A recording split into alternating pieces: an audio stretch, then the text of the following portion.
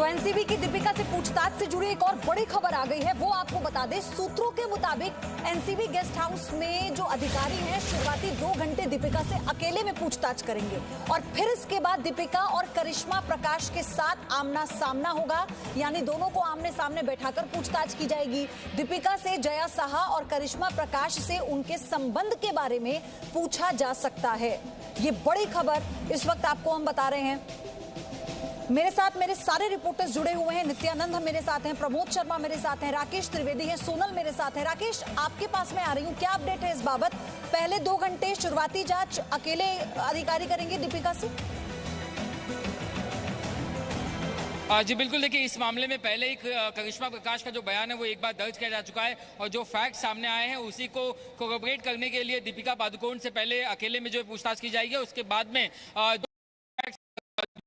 उनके बयान में आएंगे, उसको लेकर के तब तक जो है करिश्मा प्रकाश से पूछताछ होगी और इसके बाद दोपहर तक जो है दोनों को आमने सामने बिठा करके अगर कोई कॉन्ट्राडिक्शंस आते हैं दोनों के स्टेटमेंट में, कहीं पे भी अगर कोई दोनों नई बातें बताते हैं जो एक दूसरे से मेल नहीं खाती, तो उसे क्रॉस वेरीफाई करने के लिए, कॉन्ट्राडिक्शन को जो हटाने के लिए दोनों से आमने सामने बिठा करके पूछताछ होगी। और ड्रग्स चैट को लेकर के खासतौर से क्वान टैलेंट मैनेजमेंट को लेकर के जया साहा और करिश्मा प्रकाश से उनके जो संबंध हैं, जो एग्रीमेंट्स हुए हैं, उसको लेकर के पूछताछ होगी। क्वान टैलेंट मैनेजमेंट कंपनी और उसके जो डायरेक्टर्स गए हैं, कंपनी के जो ओनर्स गए, उनके किस के जो है बिजनेस रिलेशनशिप रहे दीपिका पादुकोण के साथ, ये तमाम जो है मुख्य सवाल हैं जिनके इसी टॉपिक पर जो इससे सवाल जवाब किए जाने हैं।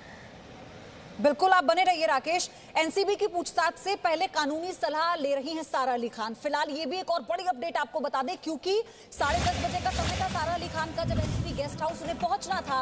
उन्होंने कुछ समय की मोहलत मांगी थी, थोड़ी देरी से आने की मोहलत मांगी थी, जिसे मंजूर कर लिया गया था। अब ये जी न्यूज आपको बता रहा है इसके पीछे की वजह क्या है। वजह यह है कि एनसीबी की पूछताछ से पहले कानूनी सलाह ले रही है सारा अली खान और श्रद्धा। ये बताया गया, श्रद्धा कपूर भी कानूनी सलाह ले रही हैं एनसीबी से और वक्त मांगा था दोनों ने। सारी जो जानकारी है नित्यानंद हम तक पहुंचाएंगे। नित्यानंद, पूरी डिटेल्स दीजिए।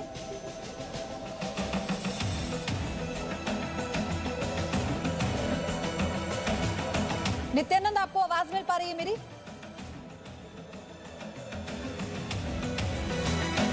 ठीक है, उनसे सारी अपडेट हम लेते हैं क्योंकि वो इस वक्त ग्राउंड पर मौजूद हैं और वो बता रहे हैं कि उन्होंने सबसे पहले बताया था कि क्यों ये देरी हुई है, क्यों ये मोहलत मांगी है सारा अली खान ने और श्रद्धा कपूर ने। प्रमोद, कानूनी सलाह ले रही हैं दोनों एक्ट्रेस और दीपिका कल रात ही अपने वकील से मिल रही थी। वो कल रात ही अपने घर से निकल गई थी, पूरी कानूनी सलाह लेने के बाद वो पहुंची हैं। अब यही सारा और श्रद्धा भी कर रही हैं। प्रमोद जी बिल्कुल पायुदी, एनसीबी ये मान के चल रही थी कि जो भी अदाकारा यहाँ पर उनके सामने पेश होगी तो वो पहले ही पूरी तरीके से तैयार होके आएगी कि किस तरीके से एनसीबी के सवालों से बचना है। इसके लिए बाकायदा वो अपनी जो लीगल टीम है उनके साथ मीटिंग करने के बाद किस तरीके के सवालों का कैसे जवाब देना है, इसकी पूरी तैयारी करके आएगी।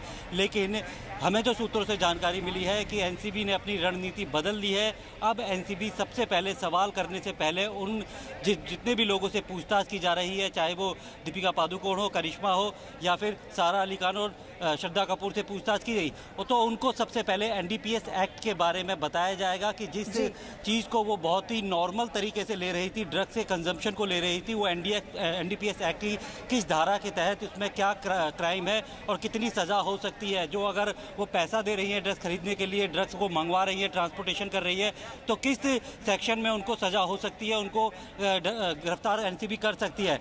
तो इस तरीके से पहले उनको साइकोलॉजिकल प्रेशर देकर फिर उनसे सवाल किए जाएंगे कि अब आप ये बताइए कि आपको गिरफ्तार क्यों ना किया जाए।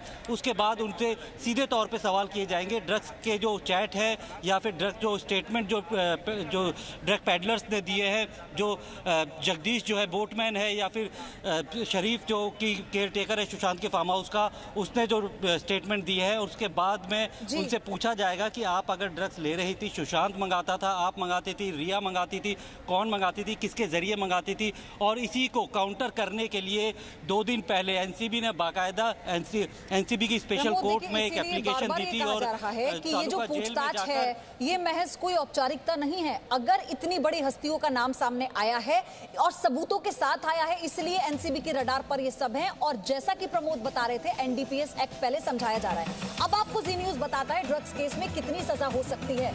अगर दीपिका की बात करें, क्योंकि उनसे पूछताछ हो रही है, सेक्शन 22 क्या है? कम मात्रा में ड्रग्स के इस्तेमाल पर 1 साल की सजा है। कितनी तीव्रता का ड्रग्स है इसकी भी पूरी जांच होती है बाकायदा, और फिर उसके बाद सजा तय होती है। ज्यादा मात्रा में ड्रग्स कनेक्शन में 10 साल तक की सजा हो सकती है। ड्रग रैकेट चलाने के आरोप में 20 साल की सजा का प्रावधान है अंडर सेक्शन 22। आप ये समझिए, ये बहुत महत्वपूर्ण जानकारी है जो इस वक्त जी न्यूज आपको बता रहा है। ड्रग्स से जुड़ी गतिविधि को बढ़ावा देने पर 10 साल की सजा का प्रावधान है। कोर्ट चाहे तो 2 लाख रुपए से ज्यादा का जुर्माना भी लगा सकता है, ये भी पूरी संभावना होती है। सेक्शन 29 के अंतर्गत क्या आता है वो समझिए। ड्रग्स लेने के लिए उकसाने के दोषी पाए जाने पर भी सजा का प्रावधान है। जैसा कि सुशांत मामले में लगातार हम आपको बता रहे थे, क्योंकि मुख्य आरोपी तो रिया चक्रवर्ती है जो जेल में है, और उस पर ये आरोप है कि ड्रग्स का सेवन करने के लिए उकसाया जा रहा था सुशांत सिंह राजपूत को, और इन्हीं आरोपों के तहत और ड्रग रैकेट का खुलासा होने के तहत ही रिया चक्रवर्ती इस वक्त जेल में है। सोनल मेरी सहयोगी डटी हुई है लगातार, वो वहां पर मौजूद है। एनसीबी का गेस्ट हाउस, जिस क्वार्टर में, गेस्ट हाउस के जिस क्वार्टर में दीपिका से पूछताछ हो रही है, वो वहां पर मौजूद है। क्या चल रहा है सोनल, अभी क्या अपडेट आप दे पाएंगे? देखिए, सबसे पहले मैं आपको ये जगह दिखाना चाहती हूँ जहाँ पर कि जो एनसीबी का हेड गेस्ट हाउस है, दीपिका पादुकोण यहाँ मौजूद है, उनकी मैनेजर करिश्मा प्रकाश भी पहुँच चुकी हैं। पुलिस छावनी में ये जो पूरा इलाका है वो बदल चुका है। कदम कदम पर मुंबई पुलिस के जो कर्मचारी हैं वो मौजूद हैं। आपको बताना चाहूँगी कि जो एनसीबी के पास जो भी सबूत हैं, जो चैट्स हैं, जो वीडियोज़ हैं, जो बातचीत करिश्मा प्रकाश और बाकी लोगों से उन्होंने की है, कौन टैलेंट मैनेजमेंट के जो भी अधिकारी रहे उनसे उनकी जो बातचीत हुई है, उससे पूरा ब्यौरा तैयार करके उन्होंने एक लिस्ट तैयार किया और उन्हीं को लेकर सवाल जवाब दीपिका पादुकोण से चल रहे हैं। आपको बताना चाहूंगी, दीपिका पादुकोण चूंकि बॉलीवुड की सुपरस्टार है, एक बहुत ही बड़ा नाम है, और ड्रग्स केस में दीपिका पादुकोण का नाम आने के बाद ही जिस तरह से खलबली मच गई है, और भी कई नाम आने की जो खबर है वो लगातार आ रही है। ऐसे में फिलहाल अंदर सवाल जवाब चल रहे हैं और जल्द ही क्रॉस क्वेश्चनिंग जो मतलब जुड़ चुके हैं मेरे साथ। नित्यानंद से फिर से कनेक्ट हो चुके हैं। नित्यानंद, सारा और श्रद्धा कानूनी सलाह ले रही हैं, ये वजह है जिस वजह से वो लेट आ रही थी। उन्होंने मांग की थी एनसीबी से। क्या लगता है कि कानूनी दाव पेच काम आएगा जो सबूत एनसीबी के पास हैं?